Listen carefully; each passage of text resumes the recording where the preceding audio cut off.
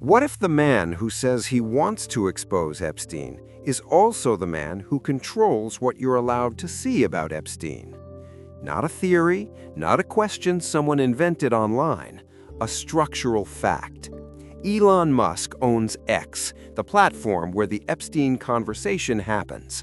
He directs Degress, the body with access to federal data, and his name is in the files. One man, 3 positions, 1 story. By the end of this video, you will understand why this case is different from every other name in the Epstein files. Stay with us. Let us start with what the documents actually show about Musk.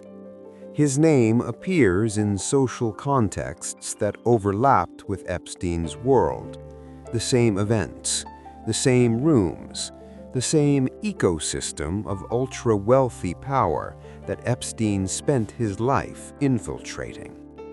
There is a photograph, 2014, Musk and Ghislaine Maxwell, Epstein's convicted co-conspirator. A public event, both of them relaxed, comfortable, like people who knew each other. Musk addressed it. He said he met Maxwell once at a public event, did not know her. That explanation is plausible. One photograph is not a relationship. But here is what you need to understand about Ghislaine Maxwell. She did not appear randomly in photographs with strangers. Her specific function in Epstein's network was social access. She was the bridge. She was the introduction. She was the person who brought people closer to Epstein's world. A photograph with Maxwell is not evidence of a crime, but it is a data point. And in this case, data points are all we have. What the files do not contain about Musk is equally important.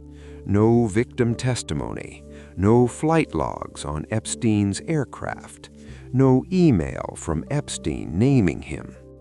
The connection is social, indirect, real but not deep by the standards of this case.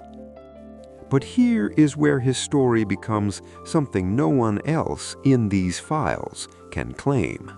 In October 2022, Elon Musk bought Twitter, renamed it X.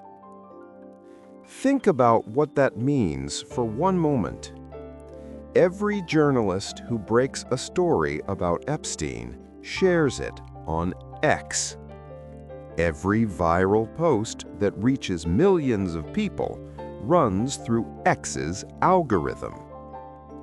Every trending topic about who was involved, what happened, and who is being protected runs through infrastructure that Elon Musk controls. He does not participate in the conversation. He owns the room the conversation happens in. And then, in early 2026, something happened that made this impossible to ignore. Users reported that the word Epstein was being blocked in private messages on X. You could not send a direct message containing that word.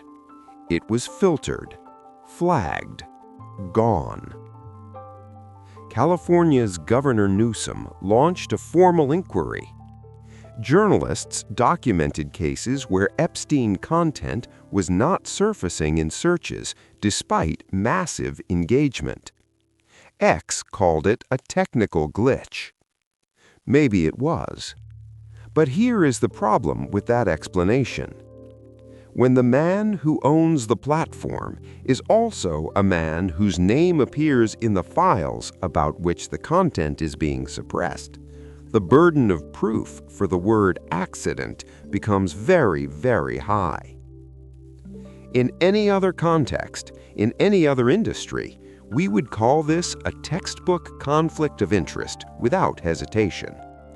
We should call it that here, too.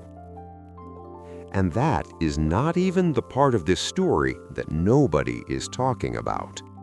Since early 2025, Elon Musk has been directing DOGE, the Department of Government Efficiency, a body that has been granted access to federal data systems across multiple agencies, sweeping, unprecedented, described by investigators and journalists as unlike anything that has existed before. Here is the question nobody is asking directly. Does that access include materials connected to the federal investigation of Jeffrey Epstein? We do not know. That is the honest answer. But we know DOG's access is broad. We know Epstein-related federal records have not been fully disclosed to the public. And we know the man directing the body with that access is the same man whose name appears in the files and who owns the platform where those files are discussed.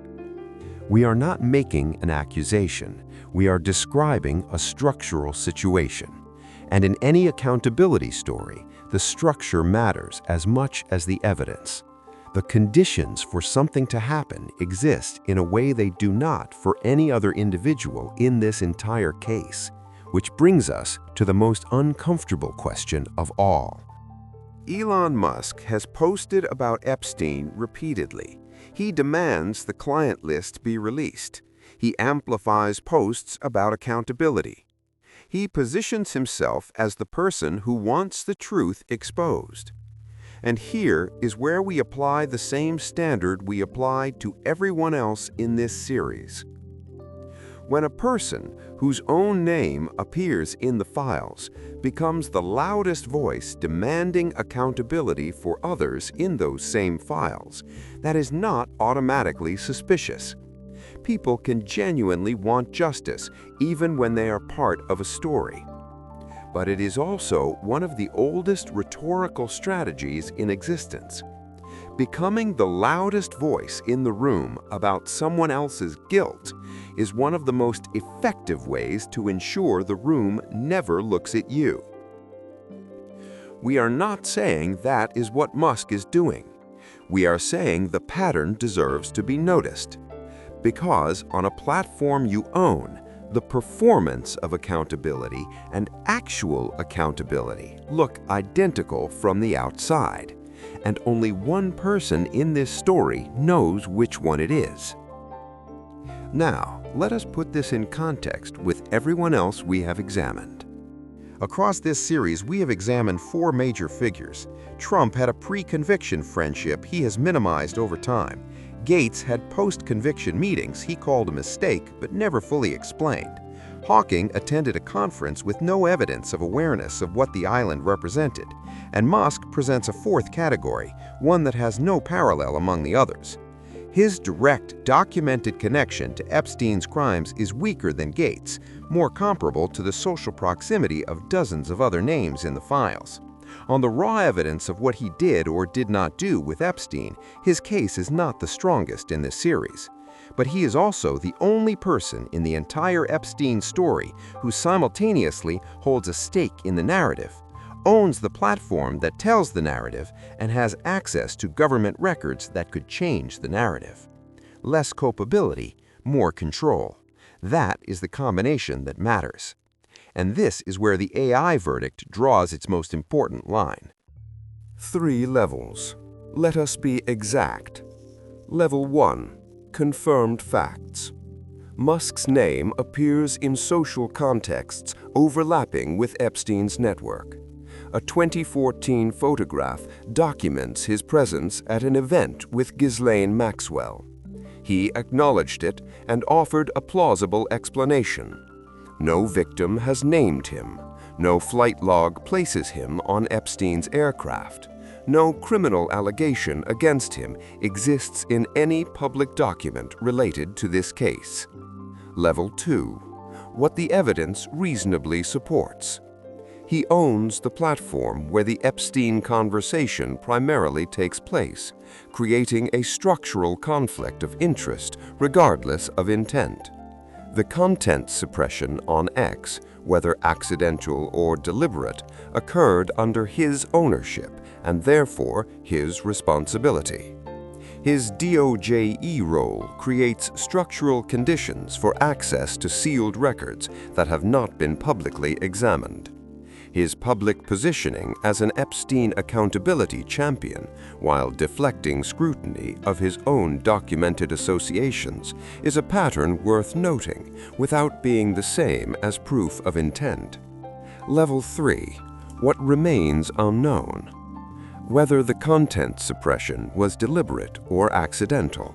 Whether DOGE access has touched Epstein-related federal materials. The full nature of his social interactions during the period when his name appears most frequently. Whether his public campaigning is genuine advocacy or strategic positioning. The AI verdict.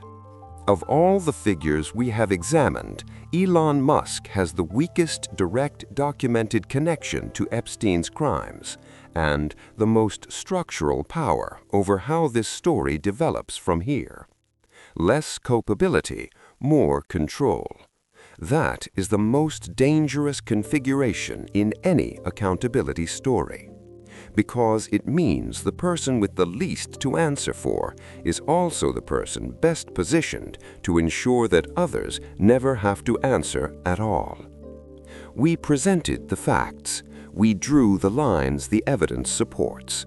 What happens next on this story will depend in part on the decisions made by the man who owns the platform you are watching this on. Think about that. Next week, the figure whose connection to the Epstein files is more directly documented than anyone we have covered so far. You already know the name. We will show you what the evidence actually says. Thank you for watching.